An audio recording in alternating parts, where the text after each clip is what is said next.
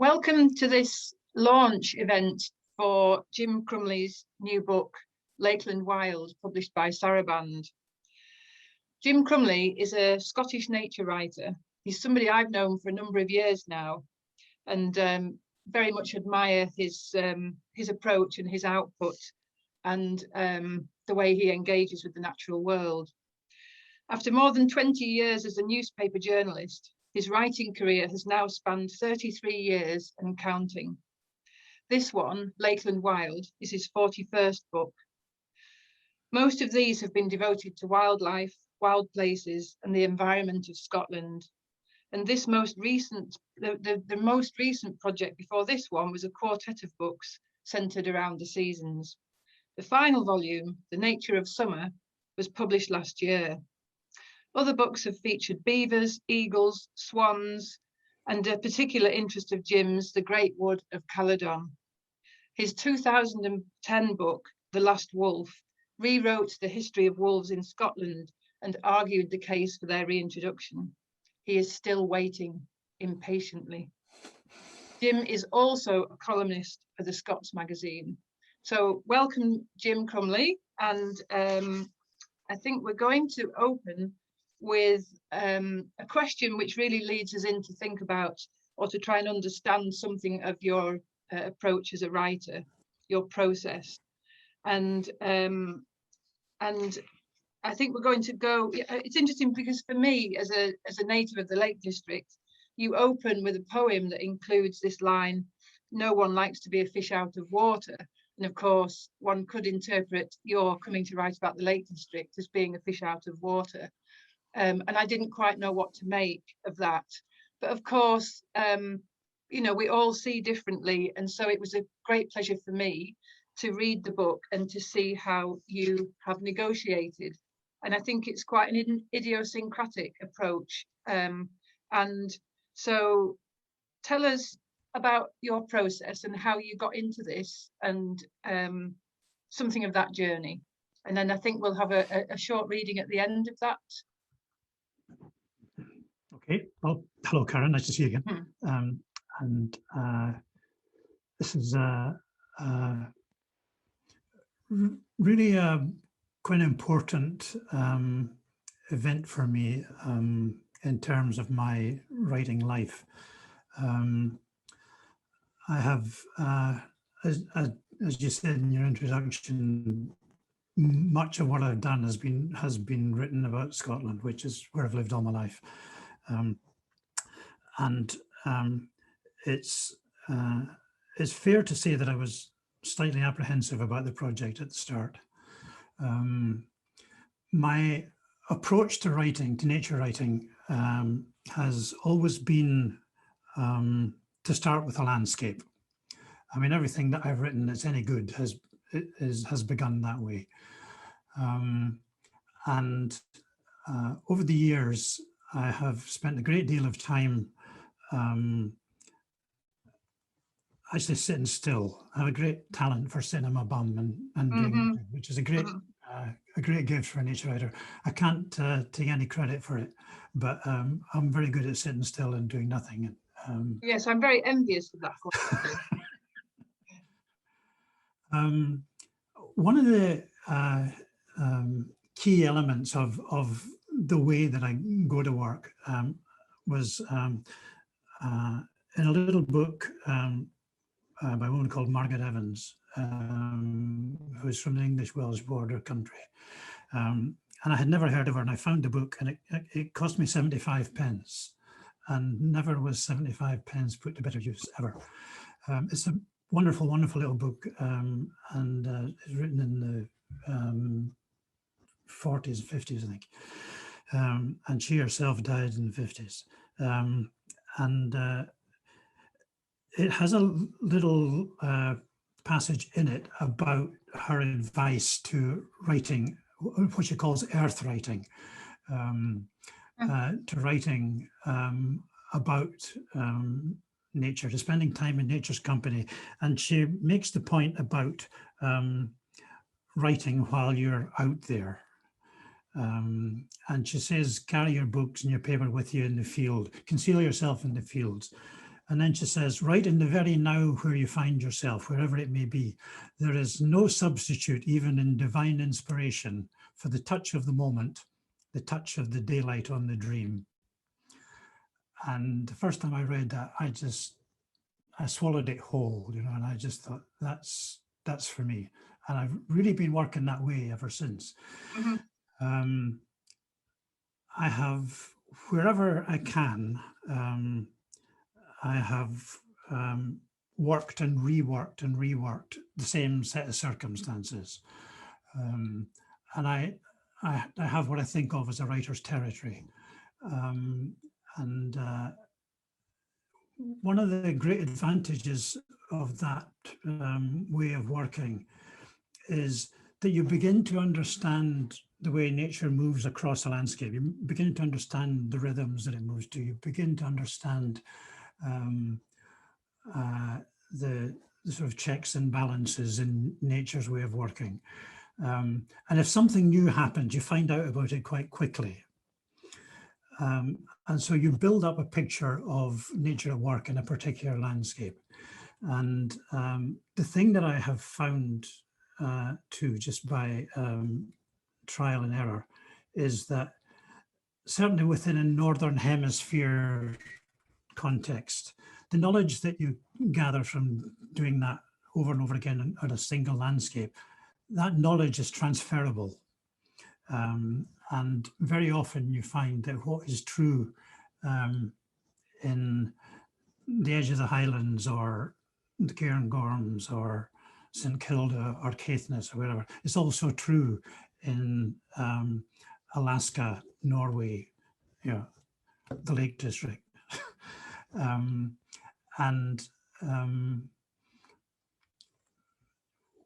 My first task, as I saw it, when I started to approach the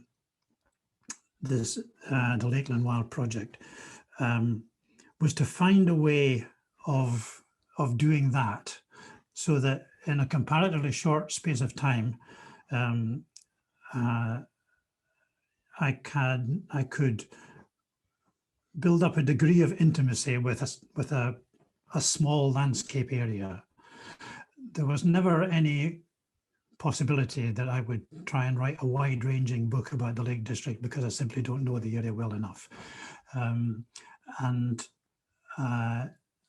I also was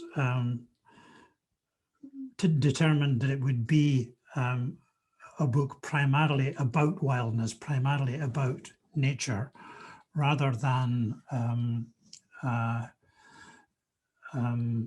sort of wainwriting my way through the landscape, you know. So I settled on a small area in the northeast of Lakeland, centered around Ullswater, Haweswater, that kind of northeast corner. Just by, again, reworking the same set of circumstances as often as I could, then that began to put in place something that I could go to work with. And I think maybe the best thing to demonstrate how that works would be if I read a chunk of the opening of the book. Yes, please. So the first chapter is called Nowhere Under the Rainbow, and it begins with a poem which is called Lakeland Omens. No one likes to be a fish out of water, least of all the fish. In a land not named by my native tongue, the words are awkward. I reach for the solace, the embrace of my life's very rock, and hold on. And bolder then, the beauty I need begins to seed in me, to feed me, to read me the runes of this southern air that calls itself the north. And then calls forth a peregrine and flings a rainbow between high rig and the rest of the world.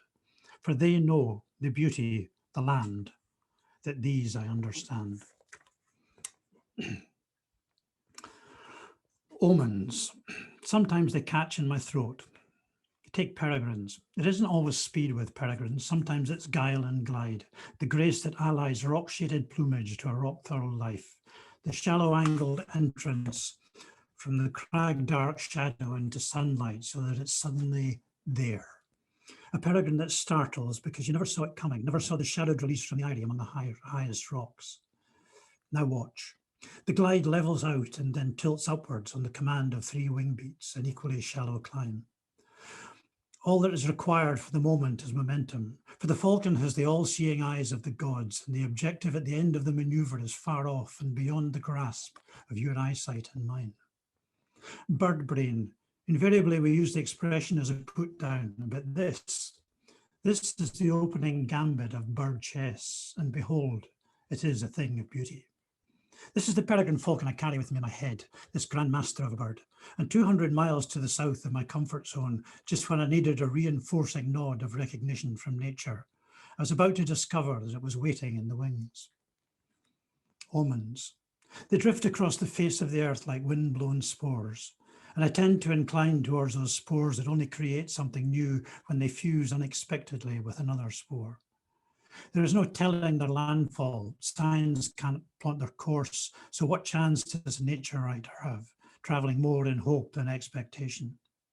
Yet when you work every day with 2 such mercurial life forces as nature and the creative arts, and if you live and breathe by the grace of your diplomatic skills capacity to persuade them to align in common cause, then good omens are life belts. You reach out, you cling on, you try not to drown. All the way up high rig then, I scanned the wind for omens, for ways of tuning in, for one fortuitous spore that might overwhelm the odds and fuse with a restless spore from over the border, and that these might make something new. That, after all, was why I was in Lakeland at all, to find a new way of seeing and writing about this most seen and written about of landscapes. But why seek such an elusive fluke of happenstance on high rig of all places, unsung high rig, among so many more celebrated set pieces that I must try and get used to calling fells? I needed a viewpoint that knows the lakes from the outside edge looking in, for was that not exactly what I was attempting myself? And a viewpoint that has something of all the elements of Lakeland within itself, a self-contained Lakeland miniature, but with wide sightlines to some of the famed set pieces of England's landscape superstars. It had begun with a visit to Ullswater, a warm to an unexpected familiarity that stemmed from the way it lies in the Lakeland landscape, as a slender curve with one end almost in the lowlands and the other immersed deep in a cluster of mountains. Back where I've plied much of my nature writer's trade along the southern edge of the Highlands of Scotland, I fashioned a notional nature writer's territory where much of my day-to-day, season-by-season, year-on-year fieldwork happens. At its heart is a loch that lies in a landscape as a slender curve with one end almost in the lowlands and the other immersed deep in the cluster of mountains. Its name is Loch Lubnaig, and Ullswater is its Sassenach kin, its sister in landscape. I happened to mention my visitor in an email to my publisher, Sarah Hunt, who is herself a native of the north that lies so far in my south. Her response was not quite what I expected. Might I like to try to write something set in Lakeland, where a mountain's a fell, a burn is a beck, a loch is a tarn, and crucially, a loch is a lake. Would I like to write about Lakeland? I suppressed a creeping ambivalence while I assessed what I was up against and weighed all that against the undeniable fact that Sarah has very good instincts about these things. So sometime later, I was on the road south again to the north. I'd put the M80, the M73, the M74, the M6, and a few westbound miles of the A66 behind me. With a truly startling suddenness, there lay a breathless tranquility where a good-natured, sweet-watered burn shone in the sun, and I told myself at once that I must learn to call it a beck. I'd studied my troublingly new map when I was on my way to High Rig, and the land seemed to reach out a hand to bid me welcome to St. John's and the Vale, and the start of something new. That view and its singularly un-Scottish name produced an instant response. That could not be a Scottish valley, could it? It was a simple assessment of a species of beauty that was unfamiliar to me, and its difference reassured me, even before I had trouble to try and pin down what it was about the valley that was different. And then beyond St. John's and the Vale, looking across to what I now know to be Clough End and the Dodds, a rainbow sprung into brilliant life, and the welcome seemed complete. Ah yes, the rainbow, omens, Peregrine rainbow, shallow curves of flight and light, one of no colour at all and one of all the colours, yet as complementary as held hands. Does Falcon see rainbow for what it is and why it flares and fades? Does its bird brain grasp the essential principle of physics that goes to work to make a rainbow? Yes, but it has different words for it, that's my guess. And this is a north tending land. The plug formed by high rig and low rig resisted the sculpting tug of a glacier. But now post-glacial Lakeland knows nothing about, but now post-glacial Lakeland asks nothing more demanding of it than to thrust apart the valley's two gentle waters. So now St. John's Beck to the east and Naddlebeck to the west are perpetual neighbours and strangers. If their waters commingle at all, it will happen in the west-making River Greta, into which they both flow but half a mile apart. In turn, the Greta defers at Keswick to the River Derwent, which flows north into Bassenthwaite Lake's southeast corner and out again by its northwest corner, whence it flows west to the sea at Cockermouth. And it was there, more than 200 years ago, that the Derwent was immortalised as a voice that flowed along my dreams, which students and admirers of William Wordsworth will recognise as one of the opening lines of the blank verse autobiography in nature that the world has since come to know as the Prelude. I wrote this in the month of the 250th anniversary of Wordsworth's birth. The fusion of poet and landscape is more lauded than ever. Two more spores that between them make something new. The Lakeland that Wordsworth wrote down was like no one else's, and that's still the case today. If you ever wondered what immortality looks like, it looks like Wordsworth's take on Lakeland. Meanwhile, these two becks that flowed along my own daydreams either side of High Rig were whispering, muttering syllables of that same voice Wordsworth heard, nothing less than the last living kin of the valley's glacier. A lane curved west from the church of St. John, a lane curved west from the church of St. John's in the Vale, and between High Rig and Low Rig, then south above Naddlebeck until its path was crossed by a dry stone wall. To follow the lane felt like keeping the Lakeland I sought at arm's length, the gentlest of tiptoeing preliminaries. It took a few moments before I understood that the wall was my way in. It took the slope at a gentle angle and a little above waist height, rose and curved across and between contrary and complementary slopes, a path that rode the contours with the ease and style of a file of red deer, and so hand in glove with nature that it looked at once as if any other line would have seemed forced and unnatural. So sure was the eye, so accomplished the skill of the builder of walls, that he first envisioned the work that would bind the landscape in a benevolent clasp, then stone on stone, he gave physical three-dimensional truth to his vision. So he built a beautiful wall which set down where he knew that rather than intrude, rather than impose on the landscape, it would embellish and enhance. In time, the art of the builder of walls would become landscape itself. Built stone as landscape. I'd never been struck by the idea before.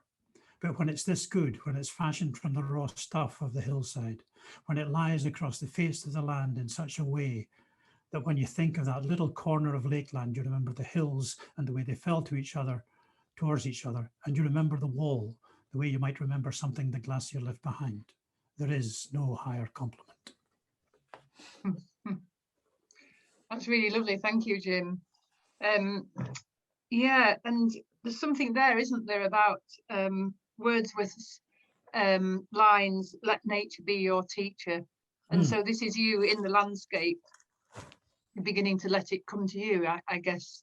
I think there's a parallel there with the way that Barry Lopez talks about being in the landscape, being open and opening a conversation, which is very interesting to me, because I think humans often we go to these places and impose ourselves, and the kind of layers become quite superficial. So and then also in terms of nature being your teacher, you talk about trees, and to me the Lake District isn't necessarily a very treed place. In fact, I think that's one of its flaws, really. But nevertheless, you found trees, you went in search of trees, and you found oaks and larches, Scots pine, hawthorns and birches, you know, all good native species. And some of these were in Borrowdale, which I kind of knew about, but then there was one that I'd never heard of, I'm embarrassed to say, which was Young Wood. So could you perhaps just give us a flavour of one of those, and maybe young wood, because it's such an unusual location for me, and as I say, I didn't know anything about it, so yeah, it'd be great if you could do that. Okay, well, I kept being struck by not so much the volume of trees, but significant trees in the landscape. And even that very wall that I mentioned just now at High Rig, it curved across the hill to, and the point at which it disappeared is the point at which there's a single ash tree standing on the skyline. And I went through one of these chicken and egg things about which came first, the tree or the wall. Did he aim for the wall? Did he aim the wall for the tree? Or did the tree root in the shelter of the wall? And in the course of the Borrowdale thing was just 2 words on the map. It said Borrowdale Yews.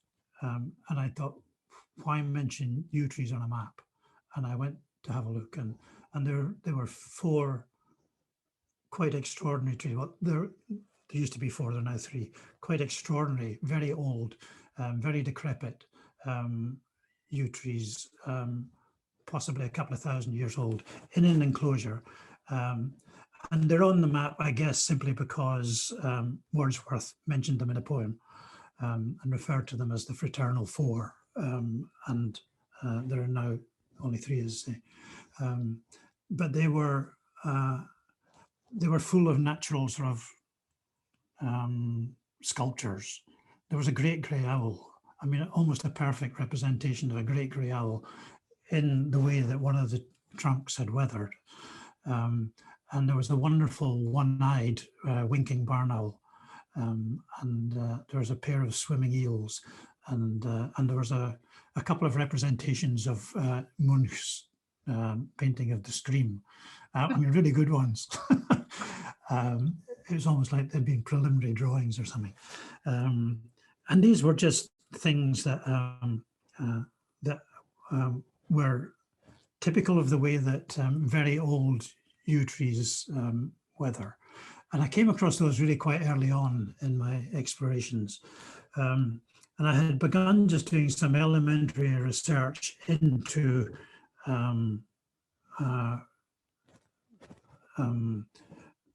what old woodland there might be. And I came across a report from the University of Cumbria's forestry department, I think. And it mentioned 3 remnants of Atlantic oak woodland, and quite high up in the hills. And 2 of them are either side of Ard Crags, in the hills just above Buttermere. And one of those at Keskadale was the one that I first looked at. I stayed at Keskadale for a few nights. And they told me there on the farm a little bit about it. But the one that really intrigued me, that was mentioned in this report, and is mentioned as the upper limit of the Atlantic oak wood anywhere in England. And it's this place called Young Wood. And the thing that intrigued me about it is it's not on the map. And it mentions that it's not on the map, but it doesn't really go into it any more than that. And this despite the fact that it has actually been, a fence was built around it by Natural England in about 2008, I think. And this extraordinary wood is at about, the upper limit's about 1,600 feet. And it's on a flank of Bowscale, the one that faces over towards the tongue.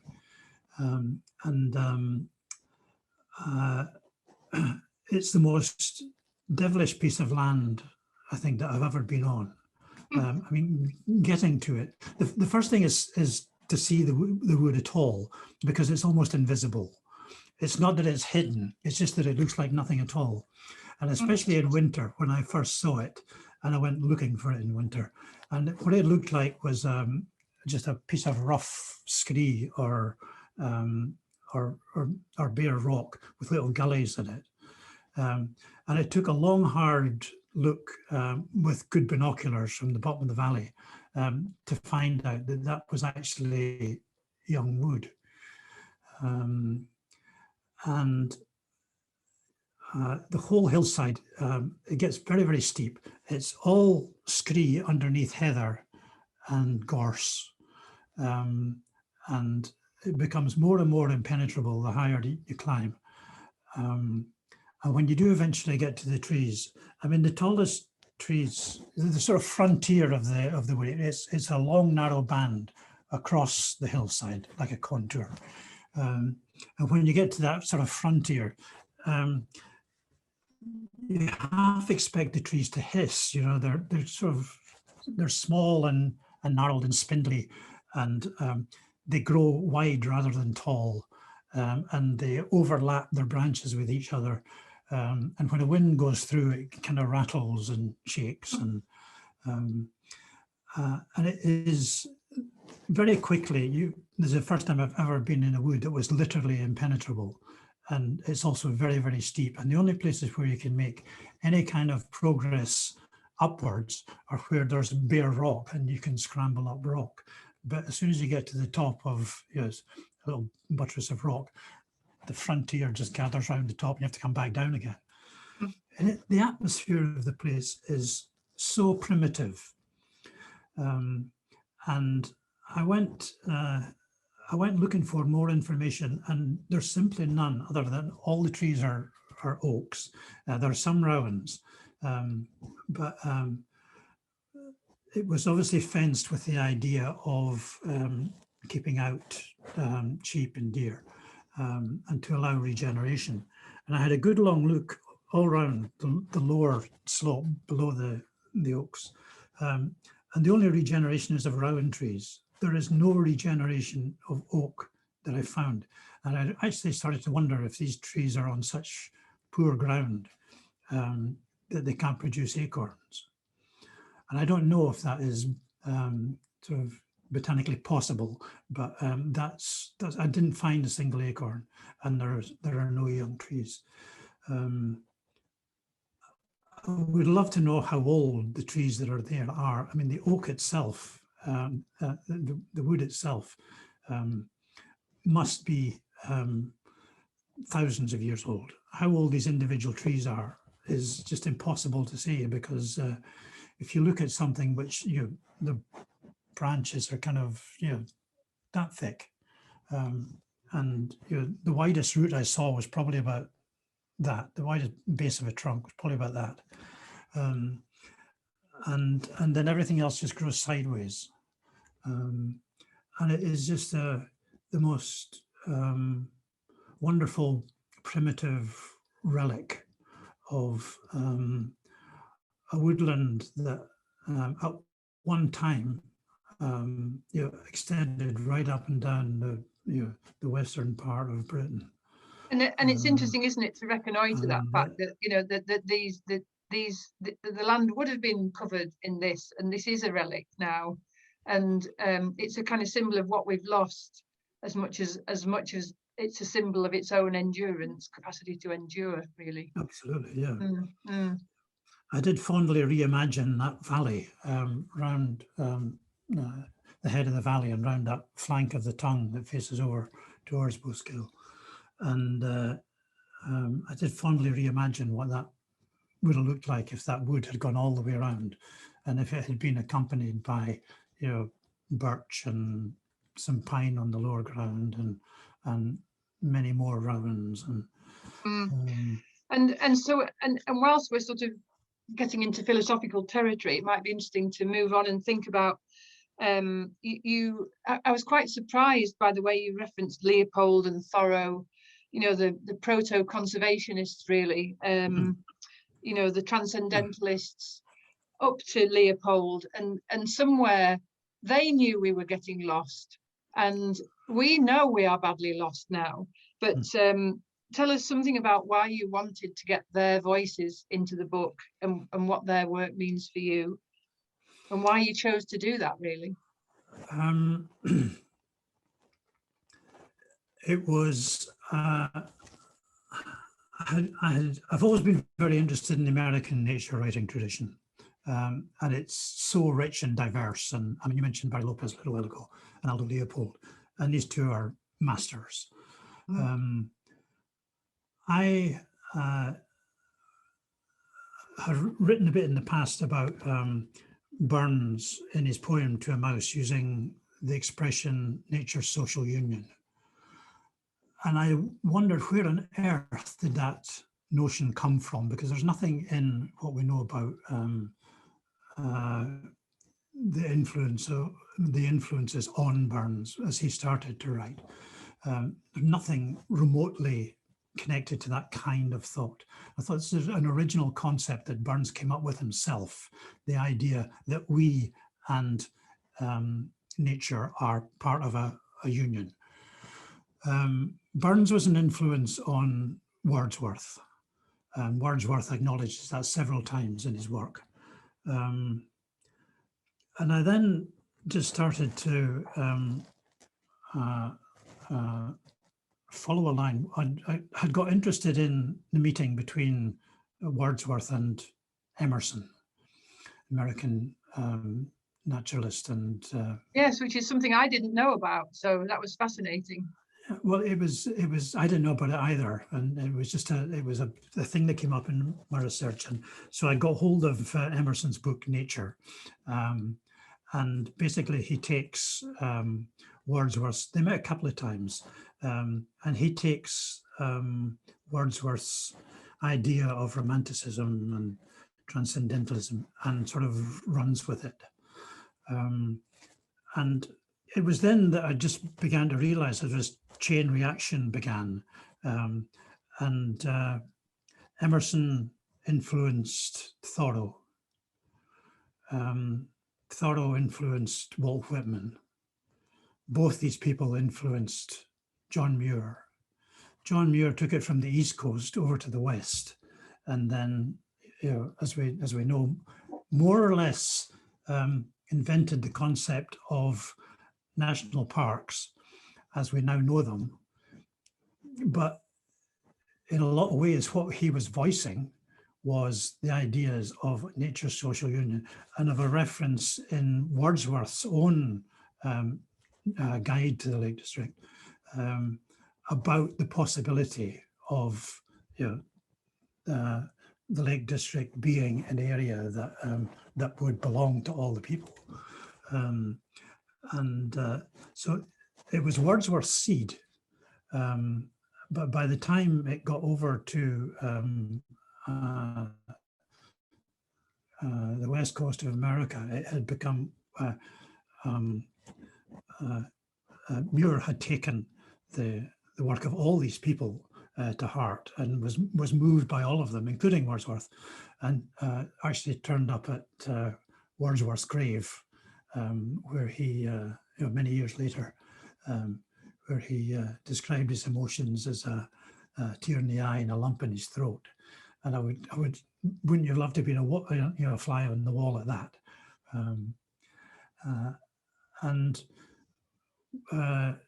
Muir, around about 1915, 1916, something like that, met a young forestry student called Aldo Leopold. And that, it just occurred to me that because Leopold died the year after I was born, so that actually took the whole thing from Burns and Wordsworth right into my own lifetime. And I had always thought of my own tradition, my own writing tradition, as having really begun with Seton Gordon in Scotland. But here was a connection to something, much, much older, and in a very roundabout sort of way that helped tremendously to root my endeavours in the Lake District much more securely than they would otherwise have been, I think. Yes, and it's interesting, isn't it? Because the literary canon and the influences continue, don't they? Because you also reference Sarah Hall's writing. Yes. Sarah's a really interesting person. She manages to do this thing about, she's done it twice, at least to my knowledge, writing about the home landscape, and doing it in such a way that you make it becomes something else in particular for other people. You know, transporting us readers to a different time and place, or different ideas, as she does in The Wolf Border. Yeah. You know, what would it be like if we brought the wolf back?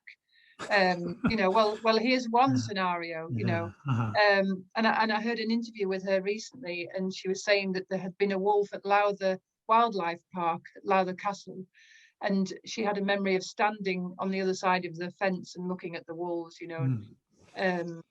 But anyway, you write about Haweswater, her novel, and so just, do you want to give us a flavour of that and why you wanted to put that in the book? I found Haweswater an incredibly powerful, very incredibly moving book. And I love novels that that derive from landscape, and that landscape is so powerfully rendered all the way through that book. I was very, very taken with that book. I loved the opening of it, with the old fella on his cart, taking the last load of hay, his horse and cart, as the waters rise after the process of flooding the valley had started. And he talks about there's so much water around, he's divining for old land, divining in reverse in search of old land. And I love that expression. I kind of, I sort of borrowed it, in my own way, I went kind of divining in reverse for old land around the head of Mardale. And my main interest was that I wanted to have a look at the area where the eagles had been in Riggindale. But as always happens, you start off with one idea, and then the landscape and nature sort of take over and you know, trip you up and, you know, turn you left when you wanted to go right, and so on. And I got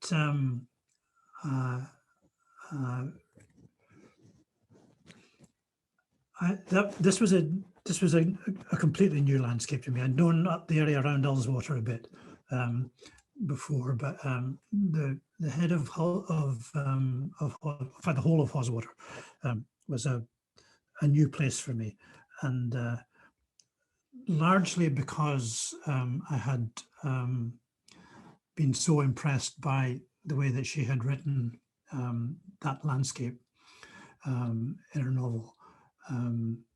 I was, I think, more open to it than I might otherwise have been, and that's a great gift that a writer can impart, is to Marion Campbell in Argyll talks about writing about Argyll and kind of in the same way that I felt about trying to write about the Lake District, that there are so many books about Argyll. And when she wrote Argyll during Heartland, she quoted a line from Gaelic poet Duncan Ban McIntyre: "You have not seen her through my eyes." And that's the great gift of really good writing, whether it's, you know, nature writing, whether it's, you know, really good fiction. It's this capacity to show somebody a landscape that they may or may not know through the eyes of the writer, which is really, I mean, I've always thought that in nature writing, there are no new subjects. Really, all there are there are new paths through old rocks, and that's what you get. That's what's at your disposal. And she just, Sarah Hall, came up with a way of writing about this particular landscape that just, you know, took my breath away.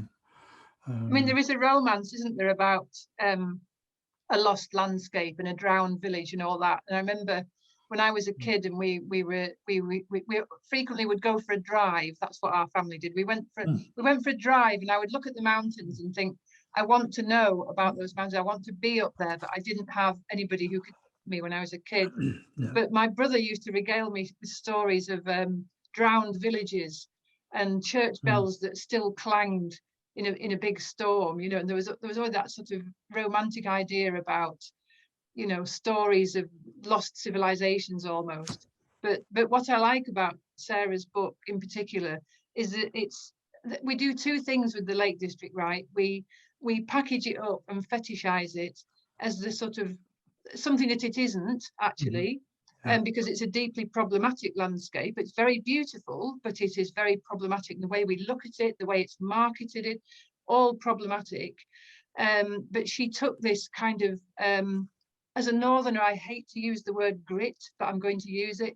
It was a much grittier, more nuanced look at that idea of, you know, it displaced the romanticism and said, this is like it is. And there were good things that came out of the building of the dam. I know that because it brought jobs to the area and the school and so on and so on. But at the same time, it changed the nature of the valley forever. And it's interesting, actually, as an aside, to say that the RSPB are now managing 4 farms in the Haweswater and Swindale valleys. And they're some of the best examples of rewilding. So there's this nice kind of circularity to it. Yeah. Anyway. I was very taken with Swindale, actually. This book had to be reimagined a couple of times because of, well, for the obvious reason, you know, that it suddenly became impossible for me to get to the Lake District. So it's not as long as it was originally going to be, and I had to effectively lose 3 chapters, and I had got once to Swindale and was so impressed with what they were doing, and the river had been straightened, and, yes, and they're unstraightening it. You know, and, yes, Lee, the warden, Lee Schofield, he talks about giving the river back its sinuosity, and I love that idea. Perfect. Yeah, yeah, absolutely. That was an area that I would love to have had more time to look at. So it's just the sort of transformation which is taking place in another way. It's kind of recreating old land almost. In this case, old land and old water. By giving the land back what it had before, which it's lost. And that is, I mean, I hate the word rewilding, but that's the essence of it, you know. And I think that you know, you mentioned the golden eagles, and I think they represent to me one of the problems we've got, which is a very difficult one to address, which is over tourism, because golden eagles do not want to hang around where there's a lot of people. So it's a kind of, and I think you referenced the fact that there's this project in the south of Scotland, in the borders, and they're hoping that golden eagles will drift south and repopulate. But you know, if you're a golden eagle, you don't want to be in the Lake District proper. No. A friend of mine saw one drifting over Furness once, over towards Barrow, but it clearly didn't hang around. But yeah, so should we move on to talk about the national park and you know, things like the kind of marketing, the categorization, you know, should we acknowledge that there's a problem, and you know, how do we do that thing, you know, when Wordsworth talks about let nature be your teacher? I think there's a couple of things going on at the moment. Well, that's oversimplifying it. There's more than a couple, but as a race, humans have been becoming dangerously badly disconnected from the natural world. People don't know where their food comes from. They think it comes shrink wrapped in plastic, you know, and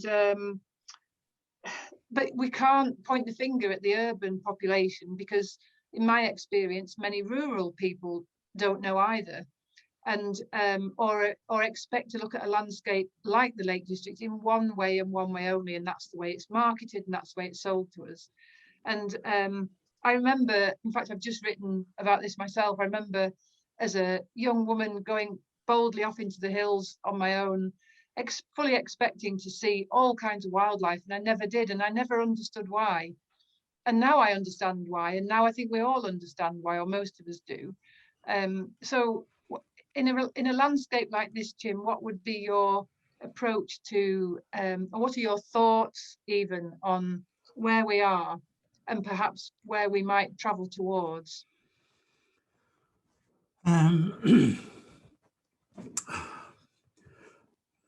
Well, I mean, it's simplistic to say that the problem stems from the fact that there are simply too many people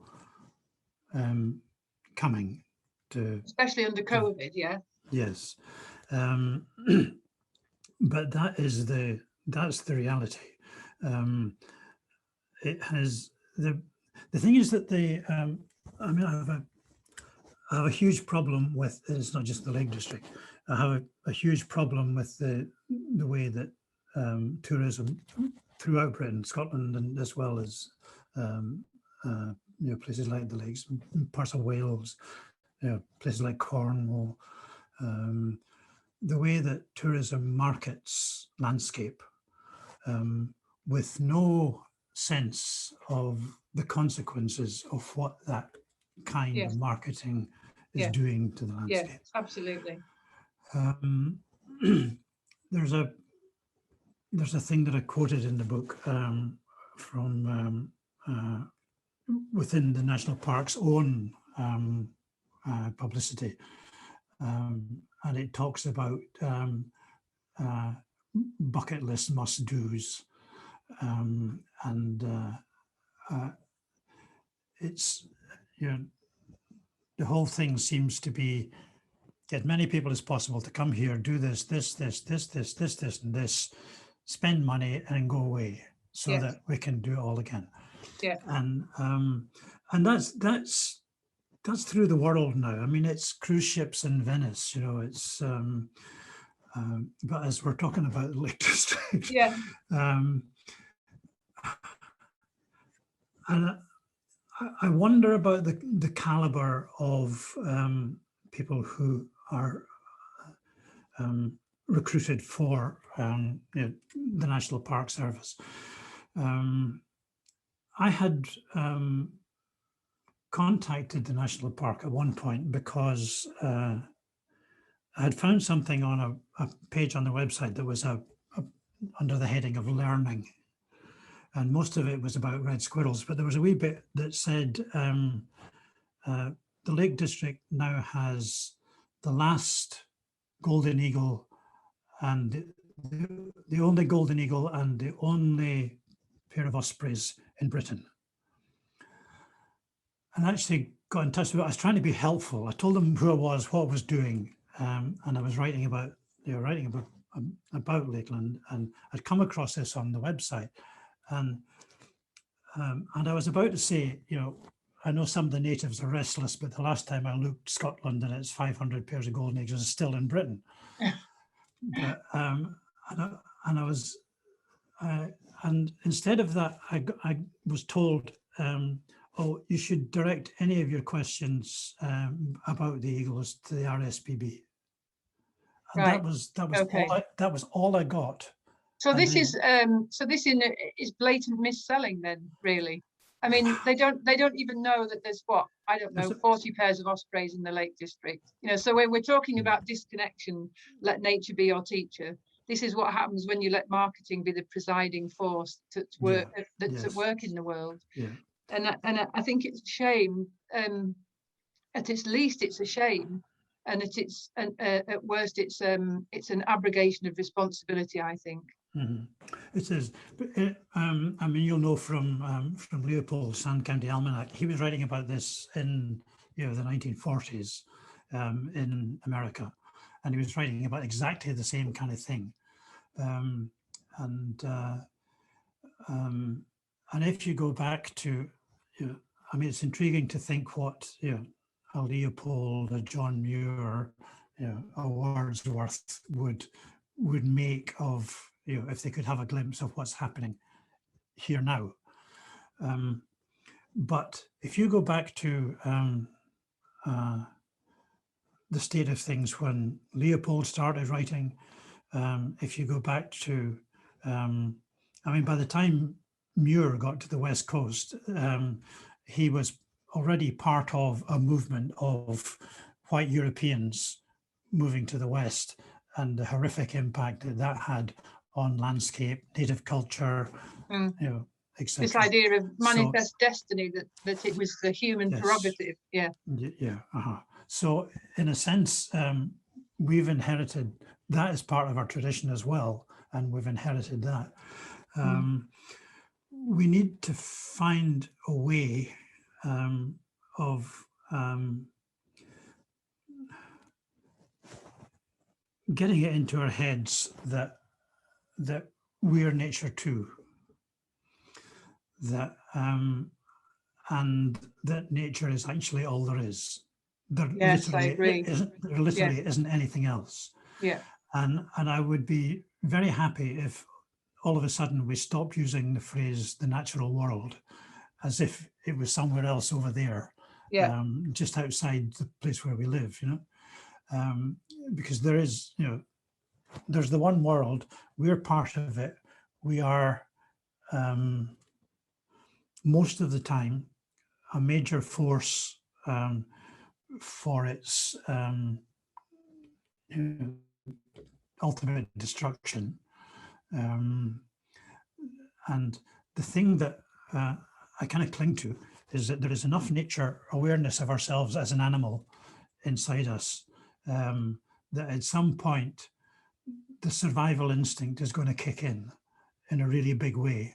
Yes, and we also know, don't we, that humans are also the agents of repair and restoration. Yes. You know, it's in our hands, and that Yes. we you know, I won't begin to, but we could, if we wanted to, quote numerous examples of that.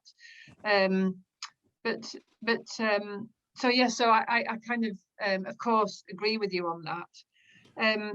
I'm just a little bit aware of time. I thought we should talk about something, a couple of things to finish. One is about your Scottish writer's DNA and whether that made you behave any differently down here. I mean, I'd just be interested to think about that. And yeah, I mean, you've already talked about the kind of succession. I love that idea of you being kind of directly connected in that chain of sequences. I'd never thought about that before. That was really illuminating. But and I'm also aware that you've written a tremendous amount on Scotland, and I've read many of these books and thoroughly enjoyed them. But what might you do next? Do we get a hint into that? So something of that, if that's not too rambling a question. Okay. Or two questions even. Well, my Scottish writer DNA is it's and obviously it's a certain amount of it was just partly where I grew up. I grew up right on the edge of Dundee in the last street in town, and there was a variety of local landscapes right on my doorstep that seeped into me. And I never really had to be pushed towards nature. It was just something that was there right from a very early age, from my earliest memories. Yes, I remember one amazing passage which I often use with students, which was about the barn owl encounter, where you kind of you were in a farm and scarpered because you thought you were going to get into trouble. But anyway, yes, carry on. Yes, I love that piece. Yeah, that farm just across the road, or was just across the road. It's not now. The first time, I mean, I was a bookish kid. I loved to read, and the only thing I was any good at school was language-based lessons. And I got out of school at 16 to train as a journalist. At the age of 18 or 19, I read Ring of Bright Water. And it's kind of hard for me to acknowledge the debt that I owe that book. I think many of us do. Yeah, yeah. I mean, it touched so many people in so many different ways. For me, it was, I never ever wanted to, I never wanted to share my bed with an author. But the thing that got me was the way he wrote landscape. And it's the same thing I was saying earlier about Sarah Hall, that his ability to paint landscape, and he was a painter himself as well, which is kind of, once you know that, it helps to explain a lot about the way that he saw things.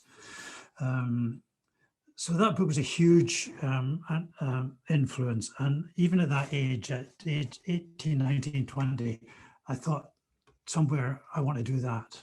Yeah. And it would take another 20 years before I got my first book published. But so that's always been there. I mean, writers like Neil Gunn, Neil Gunn's Highland River is another fabulous book that's absolutely centered around his native landscape on the Caithness coast. And quite early on, I discovered Seton Gordon, who came out of the Victorian era, and was really the first guy, certainly in Scotland, the first guy to look at wildlife in Victorian time, late Victorian times, through a telescope rather than along the barrel of a gun, you know, and he started writing about eagles and and his work is still very, very important to me, and I reference it and go back and study it all the time. So there, these were kind of the basic influences. I wanted, when I started to write the Lakeland book, I was conscious a lot of the time about finding connections, about finding reference points in the landscape that that gave me a kind of security almost. Yeah? But that was part of the process early on. But I very quickly found, and it wasn't a conscious act, but I very quickly found that I was losing that, and that it became the more I connected with the Lakeland landscape, the less I needed, all the stuff up the road. And that comes back to that Margaret Evans thing, doesn't it, about being present, being there and reacting there. Yeah, absolutely. Yeah, yeah, and I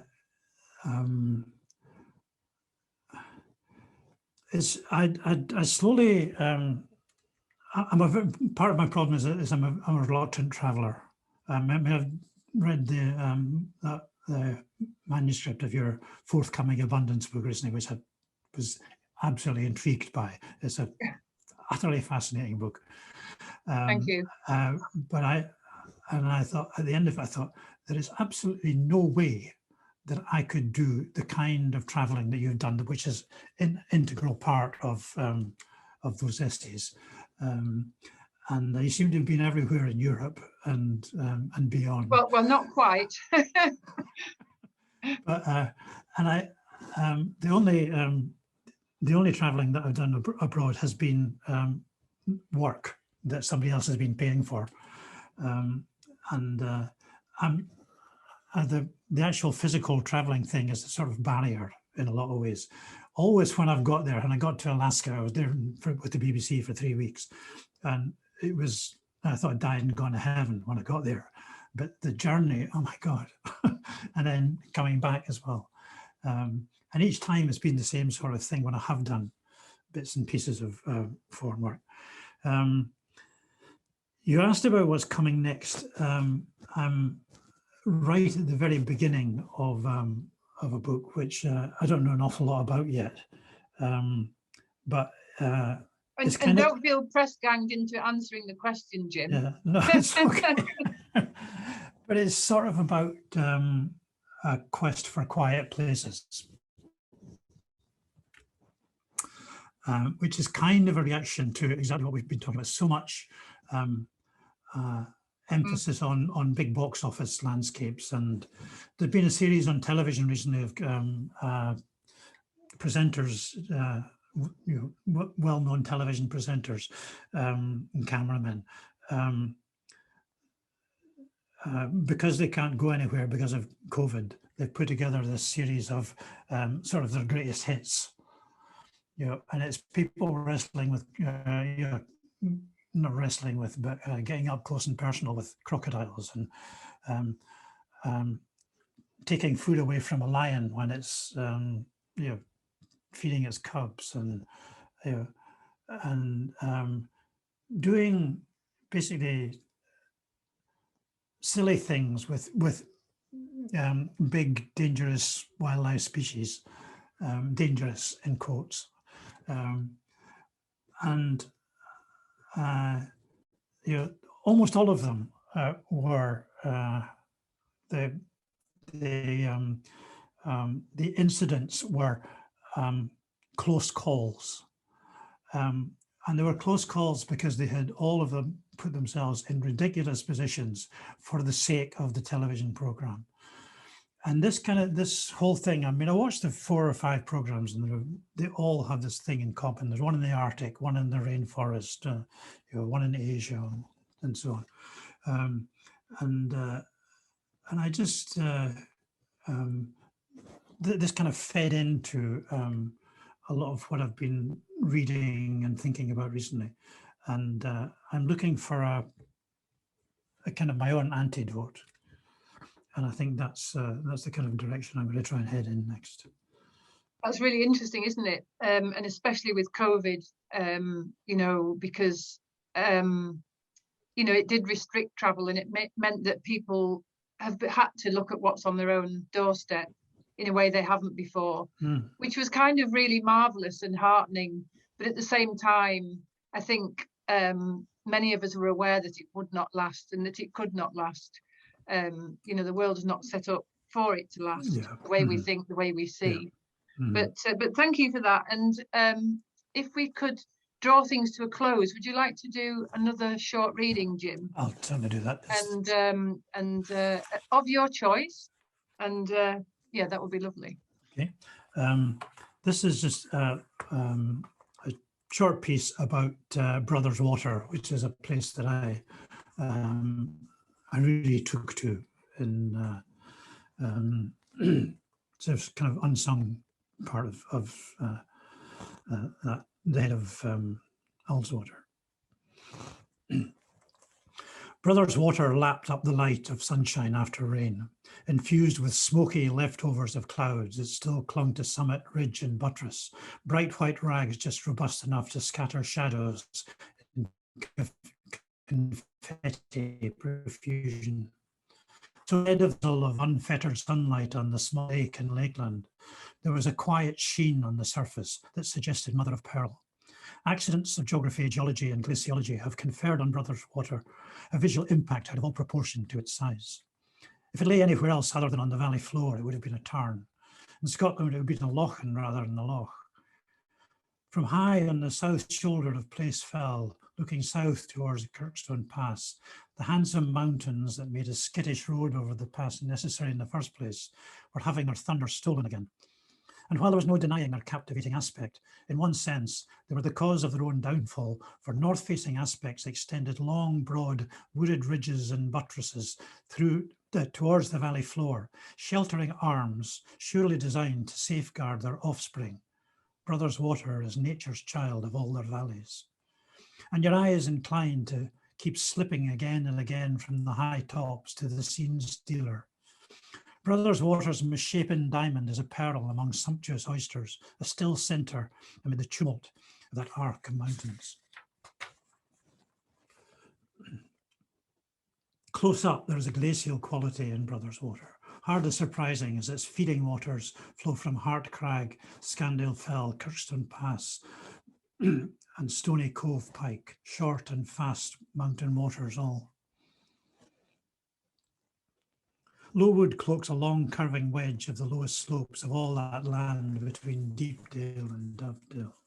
I fell hard for Dovedale at first sight. 7 skinny tributaries feed a beck that has its source at around 800 metres and just below the summit of Hart Crag. One more lazy lunch with my back to an ancient oak right on the bank was simply a delectable hour of drinking in the companionship of a profound sense of place, a connection that was both instant and intimate and consequently rare. On the easy slopes just above the beck are 2 hawthorns, destined to live long in the mind of anyone who craves the individuality of trees. One was hoisted on a low and stubby bank, on a low and stubby trunk with a canopy in the shape of a shallow dome that was almost perfectly circular and twice as wide as the tree was high. The shapeliness was what caught the eye first, but what held it was the relationship it achieved with a recumbent slab of rock, like a collapsed standing stone or an uncarved grave of one of those timeless heroes of legend that date back to when the world was young. That relationship was such that it looked as if the tree had taken on the role of protector, so that the slab was perpetually in its shade. Tree and rock contrived a simplistic beauty against a backdrop of the climbing walls and woods and waterfalls of Dovedale. I'd love to see that tree in blossom. The second hawthorn was as berserk as the first was beautiful, for it appeared to be hell-bent on tying itself in knots. The trunk was substantial and straightforward and obviously of a great age, as hawthorns go. The problem began at the fork. The left fork climbed steeply away from the trunk, but then unaccountably bent at right angles and was so twisted as to head into the centre of the tree instead of outwards to spread a canopy. But still more bizarrely, the right-hand fork did exactly the same thing, but in the opposite direction. The result, the result was that I'll try that again. The result was that in time, the branches these forks produced have overlapped and in some cases fused. The right-hand fork, having made its right angle bend, then forked again, and into that second fork rose the relined left fork. You can see where this is going, but one way or another, there never was such a tree. That was wonderful. Thank you, Jim.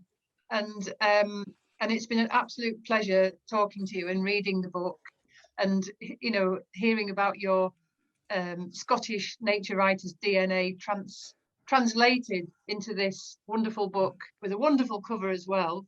Beautiful cover, yeah. Saraban do so well. So, and I'm sure on behalf of everybody listening, I'd just like to extend my thanks and hope to see you again soon. Thanks very much, Karen. I really appreciate it. I've really enjoyed it. Thanks.